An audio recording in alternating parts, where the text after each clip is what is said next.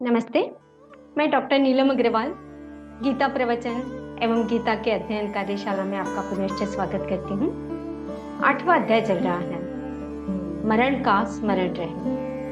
विनोबा जी कहते हैं, इस 8वें अध्याय में यह सिद्धांत बताया गया है कि जो विचार मरते समय स्पष्टतः उभरता है वही अगले जन्म में बलवत्तर सिद्ध होता है।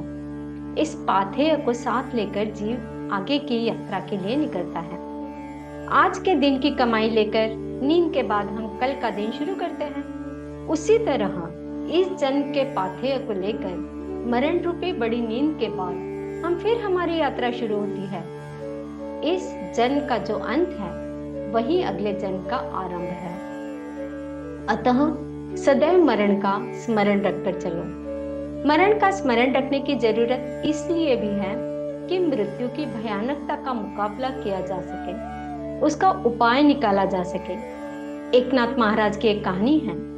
एक सज्जन ने उनसे पूछा, महाराज आपका जीवन कितना सादा, कितना निष्पाप है, हमारा जीवन ऐसा क्यों नहीं है? आप कभी गुस्सा नहीं होते, किसी से लड़ाई झगड़ा नहीं, कितने शांत, प्रेमपूर्ण, पवित्र है आप। एकनाथ महाराज ने कहा, अभी मेरी बात छोड़ो, तुम्हारे संबंध में मुझे एक बात मालूम हुई है। आज से 7 दिन के भीतर तुम्हारी मृत्यु हो जाएगी। अब एकनाथ की कही बात को झूठ कौन मानता? 7 दिन में मृत्यु? सिर्फ 168 घंटे ही बाकी रहे। कुछ सूझ नहीं पड़ता था। सारा समेटने की बातें करने लगा, तैयारी करने लगे। वहां बीमार हो गया, बिस्तर पर पड़ गया। 6 दिन बीत गए। 7वें दिन एकनाथ उससे मिलने आए। उसने नमस्कार किया। एकनाथ ने पूछा कैसे हो? वह बोला, जाता हूँ अब। फिर एकनाथ ने पूछा, इन 6 दिनों में कितना पाप हुआ? पाप के कितने विचार मन में आए? वह मरणासन्न व्यक्ति बोला, नाथ जी, पाप का विचार करने की तो फुर्सत ही नहीं मिली। मौत सतत आंखों के सामने खड़ी थी। नाथ जी ने कहा, हमारा जीवन इतना निष्पाप क्यों है? इसका उत्तर अब मिल गया ना। मरण रूपी शेर सदैव सामने खड़ा रहे तो फिर पाप सूझेगा कैसे? पाप करने के लिए भी निश्चिंतता चाहिए। मरण का सदैव स्मरण रखना पाप से मुक्त होने का उपाय है। यदि मौत सामने दिखती रहे तो फिर मनुष्य किस बल पर पाप करेगा? परंतु मनुष्य मरण का स्मरण टालता है। पास्कल नाम का एक फ्रेंच दार्शनिक हो गया। उसकी एक पुस्तक है, पांसे। पांसे का अर्थ है विचार। उसने इस पुस्तक में भिन्न भिन्न स्फुट विचार दिए हैं। उसमें वह एक जगह लिखता है, मौत सदा पीछे खड़ी है, परंतु मनुष्य का यह प्रयत्न सतत चल रहा है कि उसे भूले कैसे। किंतु वह यह बात अपने सामने नहीं रखता कि मृत्यु को याद रखकर कैसे चले। मनुष्य को मरण शब्द तक सहन नहीं होता। खाते समय यदि मृत्यु का नाम किसी ने ले लिया तो कहते हैं, क्या शुभ बात मुंह से निकालते हो।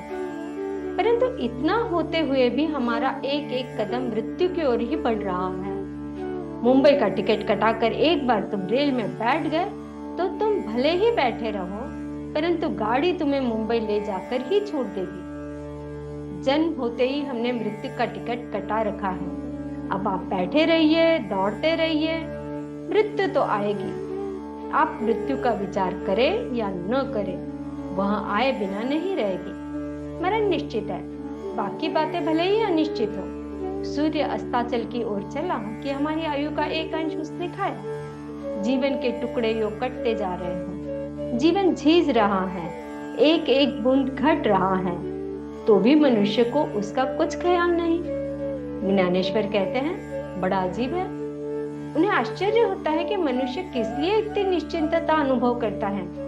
मनुष्य को मरण का इतना भय लगता है कि उसे मरण का विचार तक सहन नहीं होता। वह सदा मरण के विचार के टालता ही रहता है। चेहरे को गोल हंसमुख बनाने का प्रयत्न करना, सूखा हो तो तेल लगाना, पोमेड लगाना, बाल सफेद हो गए हो तो काले करना, ऐसे प्रयत्न मनुष्य करता है। छाती पर मृत्यु नाच रही है, फिर भी हमें इसे भूलने का अखंड प्रयत्न करते रहना है। और चाहे कोई भी बात करेंगे पर मौत के बाद पद निकालो, ऐसा कहेंगे। मैट्रिक पास लड़के से पूछो अब आगे क्या इरादा है? तो वह कहता है अभी मत पूछो, अभी तो फर्स्ट ईयर में हूँ। दूसरे साल पूछेंगे तो कहेगा पहले इंटर तो हो जाने दो, फिर देखेंगे। यही सिलसिला चलता है। जो आगे होने वाला है उसका क्या पहले से विचार नहीं करना चाहिए? अगले कदम के बारे में पहले से सोच लेना, नहीं तो वह गड्ढे में गिर सकता है। परंतु विद्यार्थी इन सबको टालता है। बेचारे की शिक्षा ही इतनी अंधकार में होती है कि उससे उस पार का भविष्य उसे दिखाई नहीं देता। अतः आगे क्या करना है यह सवाल ही वह सामने नहीं आने देता, क्योंकि उसे चारों ओर अंधकार ही दिखाई देता है। परंतु भविष्य टाला नहीं जा सकता, वह तो गर्दन पर आकर सवार हो ही जाता है। कॉलेज में प्रोफेसर तर्कशास्त्र पढ़ाता है। मनुष्य मरता है, सुकरात मनुष्य है, अतः सुकरात मरेगा, यह अनुमान वह सिखाता है। वह सुकरात का उदाहरण देता है, खुद अपना क्यों नहीं देता? प्रोफेसर भी मरते हैं, वह क्यों नहीं पढ़ाता कि सब मनुष्य मरते हैं, अतः मैं प्रोफेसर भी मरते हूँ और तुम शिष्य भी मरते हो। वह उस उदाहरण को सुकरात पर ढकल देता है, क्योंकि सुकरात तो मर चुका है, वह झगड़ा करने के लिए तो हाजिर नहीं हो सकता।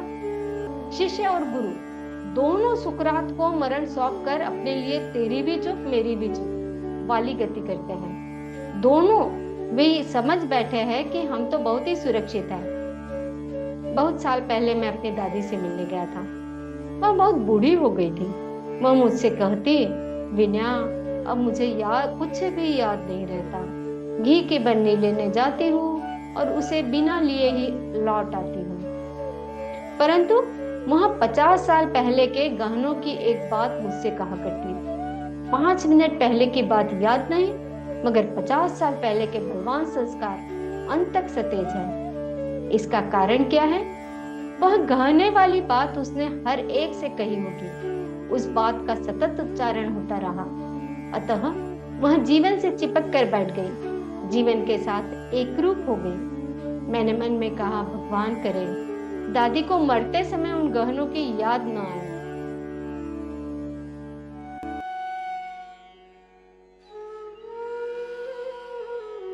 तो आइए अब कुछ श्लोक पढ़ते हैं। 8वां अध्याय से 7वां श्लोक चल रहा है। तस्मात् सर्वेषु कालेषु माम् अनुस्मर युद्ध च मय्यार्पित मनो बुद्धि मामे वैशस्य संशयम्। इसलिए हे अर्जुन, तू हर समय मेरा ही स्मरण कर और युद्ध भी कर। मन बुद्धि से मेरे शरणागत होकर तो निश्चित रूप से मुझको ही प्राप्त होगा।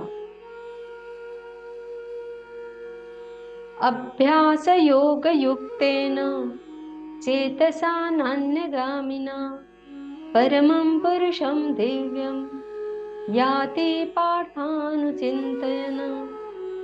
हे पृथापुत्र, जो मनुष्य बिना विचलित हुए अपनी चेतना से योग में स्थित होने का अभ्यास करता है, वह निरंतर चिंतन करता हुआ उस दिव्य परमात्मा को ही प्राप्त होता है।